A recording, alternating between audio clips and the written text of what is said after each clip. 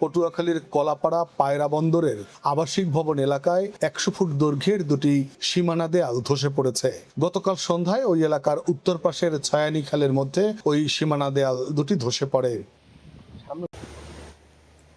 দেয়াল নির্মাণে নিম্নমানের সামগ্রী ব্যবহার করায় এমন দুরবস্থা হয়েছে বলে দাবি করেছেন স্থানীয়রা।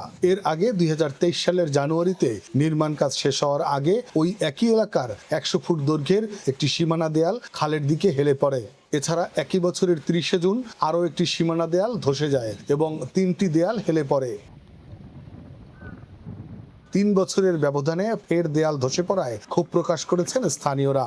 2023 সালে এবিএম ওয়াটার কোম্পানি নামের একটি ঠিকাদারি প্রতিষ্ঠান 11 কোটি টাকা ব্যয়ে 3000 ফুট দৈর্ঘ্যের এই সীমানা প্রাচীর নির্মাণের কাজ পায়।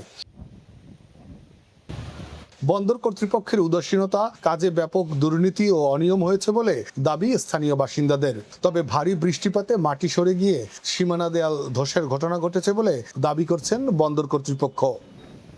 Desk report, next Bangladesh 24।